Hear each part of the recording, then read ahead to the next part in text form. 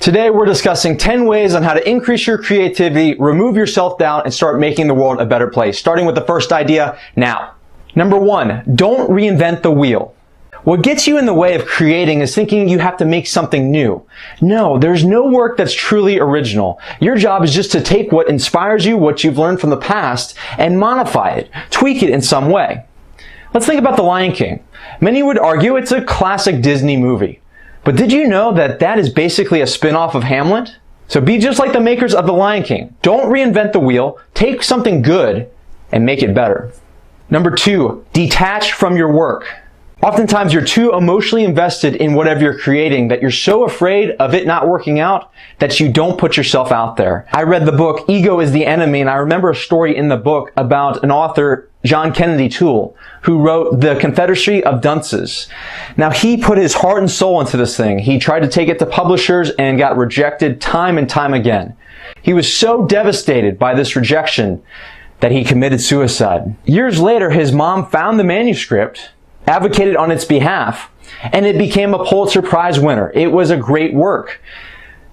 You see, whatever it is you create, make sure you detach from it, because if it doesn't work out, you experience rejection, you'll feel like you're being rejected. And on the other side, if it's too good, you'll have a puffed up head, and no one likes someone who thinks they're better than other people. Number 3, respect the rough.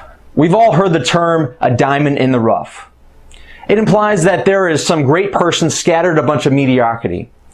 I don't look at it like that. I look at it as something that you could create, or who you are as a person is a diamond lying dormant in you, but you have to respect the rough, turning that coal into a diamond. That process of working on an idea, improving it, making it better, putting yourself out there, getting rejected, facing criticism. Not everyone can do it, but if you're willing to do it, one day your work and who you are as a person will be a diamond. Number 4, leave it unfinished. Your subconscious mind makes up about 95% of your thoughts. All your thoughts throughout the day, up to 50, 60,000, 95% of them are not in your conscious awareness. Use this to your advantage. Whenever you hit a block, whenever you're stumbling, just step away and do something else. And you'll find as you're doing that other thing, your solutions to your problems will come to you. That creative work, that creative idea will come to you. Number 5, believe it's necessary. There's a popular proverb that says, necessity is the mother of invention. But here I'm going to get you to think a little bit, largely because of a book I was reading from Brene Brown, where she explained that unused creativity is not benign. It metastasizes. It's not a matter of being creative or not. We all are. It's a matter of using it or not. And she explains that we often discharge our unused creativity on other people in the forms of anger, rage, shame, and judgment. Look at it like this. You need to do whatever it is, paint, write, sing, even if it's on the side, for the benefit of other people. Because if you don't express what's in here, you'll discharge it out there. Number 6, collect more connections. Steve Jobs has said that creativity is just connecting things. But what if you don't do anything? What if you only have 2 connections? It's very hard to make a connection, make creativity. So go out and experience something new, something out there that you've never done before, and you'll realize that whatever it is you're trying to create, you'll be able to pull this new experience and connect it somehow and become a more creative person. Number 7, show up. Woody Allen has said 80% of success is showing up. And I believe that works for your creativity as well. Choose to believe that there's something creative inside of you. But if you don't show up in your avenue, whether it's performing, writing, singing, whatever it is, if you're not there, whatever creative juice inside you can't come out.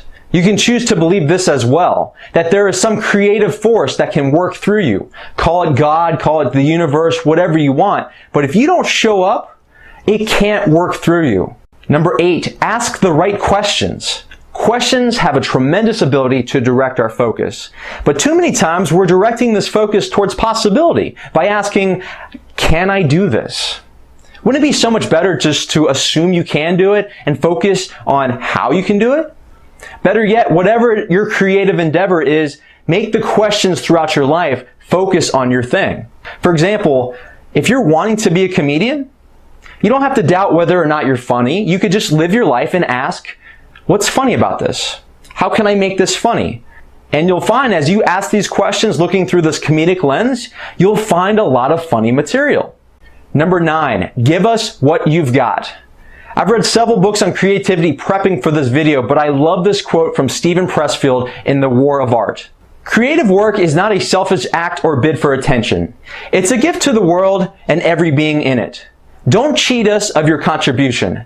Give us what you've got. Don't make this creative work just about you. Make it about other people, trying to enrich their lives. And as you do that, you'll find you'll have more creativity, more inspiration, and you'll start removing those doubts because you'll realize it's not just about you. It's about giving your gift to the world. Give them what you've got. And the 10th way on how to increase your creativity, be inspired. I'll paraphrase another quote from Steven Pressfield. He explains that most people live 2 lives. The life they live and the unlived life inside them. I've come to realize that the unlived life inside you is when you're in spirit, when you're inspired. So if you take the time, 30 to 60 minutes a day, to fill up your cup, breathe in life, to become inspired, it will become so much easier to have that unlived life come out. Not only to be creative, to be inspired, but to make the world a better place. And that's what my channel is all about, helping you live an inspired life. If you want more videos like this, make sure to subscribe today and hit the bell notification so you don't miss anything. This is your friend Michael. Hope you enjoyed this video. Can't wait to see you in the next one.